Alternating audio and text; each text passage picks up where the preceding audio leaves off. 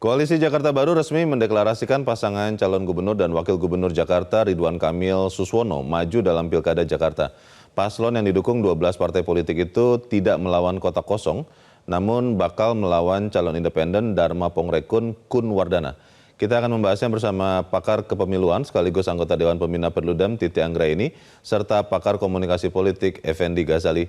Mbak Titi dan Mas Effendi, selamat sore. Selamat sore. Selamat sore, Leonard. Selamat sore, Mbak Titi. Effendi.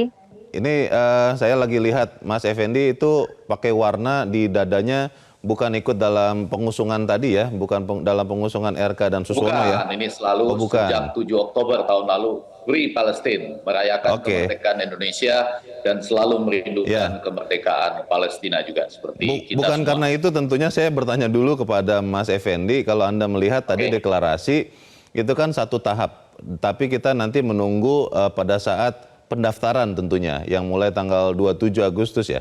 Kalau kita melihat di sisi yang lain, kabarnya PDIP itu berusaha mengusung Anies Baswedan, tapi masih belum menemukan teman, dan kemungkinan tidak ada temannya. Kalau Anda lihat Mas Effendi, apakah kemudian kita akan lihat RK Suswono akan melawan calon independen yang sekarang disebut-sebut lolos, atau akan melawan kotak kosong, atau seperti apa kalau Anda lihat, Mas Effendi? Ya, pada hari ini saya di beberapa media mulai menyatakan bahwa kemungkinan besar pilkada di DKI Jakarta itu pelan-pelan ya, mulai lihat gestur saya, itu menghadapi pelan-pelan lihat tak kosong, itu dengan gelengan kepala. Hati-hati ya, tak kosong dengan gelengan kepala itu artinya harusnya tidak mungkin kotak karena sudah ada calon perseorangannya yang sudah didaftar dan yang sudah mendaftar dan sudah dinyatakan oleh KPU selesai itu ya, Vermin dan Verfak faktualnya.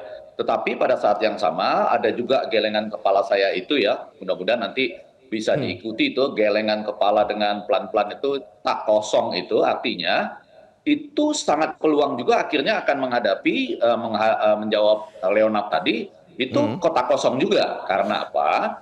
Itu kalau betul ada yang dengan sengaja ya, itu pencatutan atau mengklaim KTP pendukung itu nggak usah banyak-banyak. Satu saja kalau melanggar itu Undang-Undang Perlindungan Data Pribadi, Undang-Undang Kependudukan, Undang-Undang Pilkada ya, dan pemalsuan dan lain sebagainya, itu kan punya akibat secara sangat serius begitu. Jadi di situ menariknya menjawab tadi apa yang disampaikan pertanyaan oleh Leonard. Kelihatannya itu seperti sedang ada calon perorangan yang saya sebut tadi menggeleng tak kosong itu, sehingga tidak mungkin adanya kotak kosong.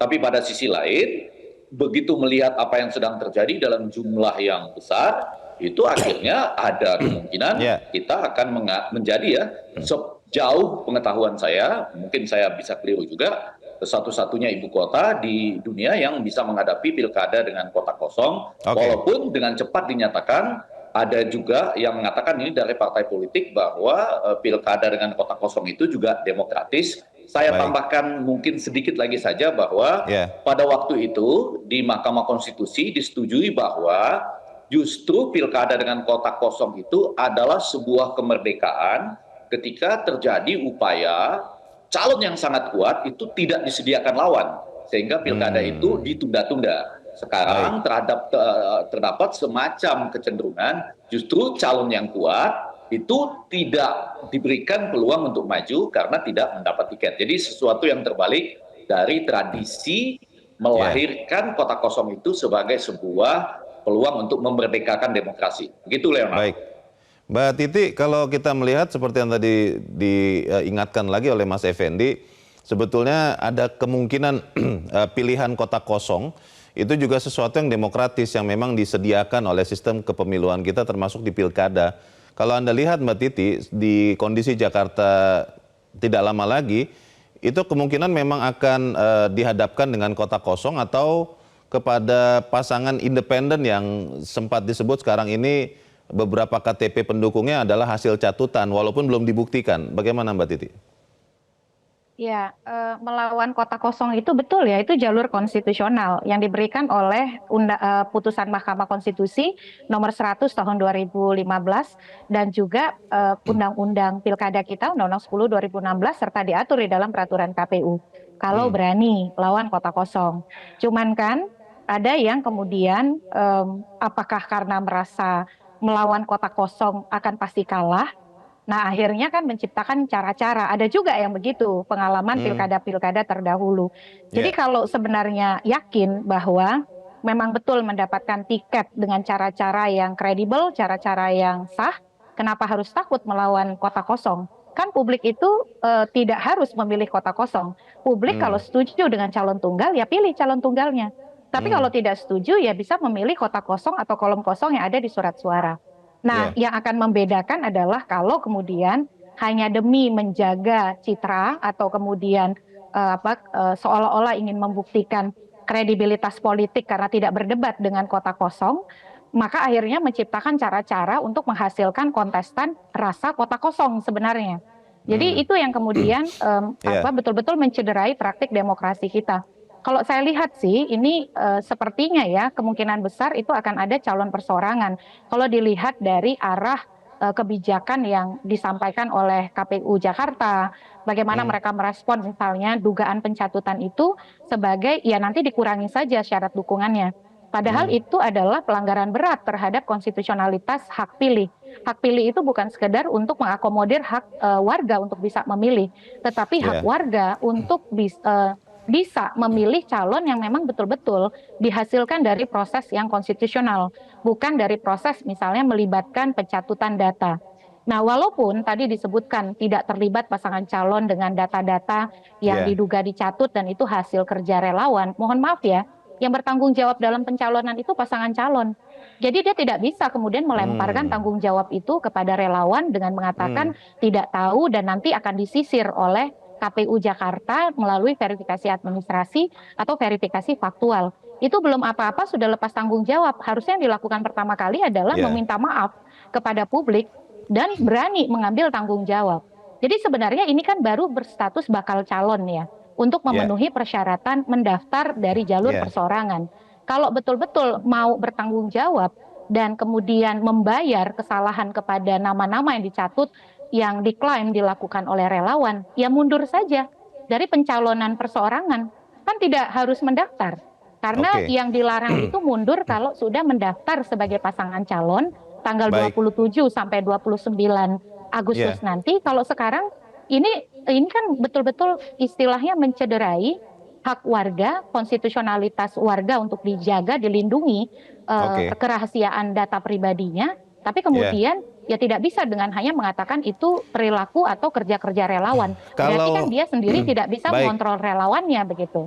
kalau nanti tidak ditemukan Mbak Titi bahwa ada dugaan pencatutan KTP, kalau kita nanti mendengar dari Bawaslu atau mungkin dari kepolisian sekaligus tidak ditemukan, artinya calon independen ini bisa maju dong. Ya, kalau tidak ditemukan atau akan ditemukan, saya kira kita lihat sajalah. Saya memiliki teman, mahasiswa, kerabat, ataupun kawan-kawan jurnalis yang Hmm, jelas-jelas mereka memperlihatkan fakta bahwa nama mereka dicatut. Dan itu ada namanya di situs KPU. Nah, dari oke, situ kenapa bisa misalnya muncul namanya sebagai pendukung dan kemudian menjadi kontroversi. Walaupun ya, kemudian KPU mengatakan tercampur datanya dari yang sebelum disaring dengan kemudian yang sudah tersaring. Nah, pernyataan sebelum disaring verifikasi administrasi dan faktual, tapi kan fakta bahwa data itu sempat digunakan itu hmm, tidak bisa dibantah karena itu ya, diakui bahwa yang mengumpulkan ada relawan dan kemudian dilakukan saringan lewat verifikasi administrasi dengan dia menggunakan dan menyetorkan itu ke baik, KPU itu sudah pencatutan. baik, Begini baik, saja Bang Leo ya, menyetorkan ya, KTP itu hanya lampiran. Tapi bentuk dukungan harus berupa pernyataan mendukung yang bisa dibuat sendiri-sendiri, individual, atau kemudian dikumpulkan bersama-sama, kumulatif, yang disertai tanda tangan. Nah, baik, ketika dieliminir misalnya di verifikasi administrasi sekalipun, Tapi kan sudah sempat ada tanda tangan yang disetorkan. Oke. Dari mana tanda tangan itu diperoleh? Ya. Itu kan ada tindak pidana lanjutan, Baik, itu baik. pemalsuan kalau itu Oke. sampai terjadi gitu. Mbak Titi dan Mas Effendi, kita mengingat juga beberapa kali bahwa yang dinyatakan oleh elit partai itu beberapa kali berbeda dengan kenyataan di lapangan. Kalau bicara Pilkada Jakarta, kita masih ingat sekian tahun yang lalu ada hasil survei yang ternyata beda sekali dengan hasil di lapangan. Apakah kemudian kita akan bisa melihat anomali seperti itu di Pilkada Jakarta? Kita harus jeda dahulu dan pemirsa tetaplah bersama kami. Prime Time News kami lanjutkan selepas jeda berikut ini.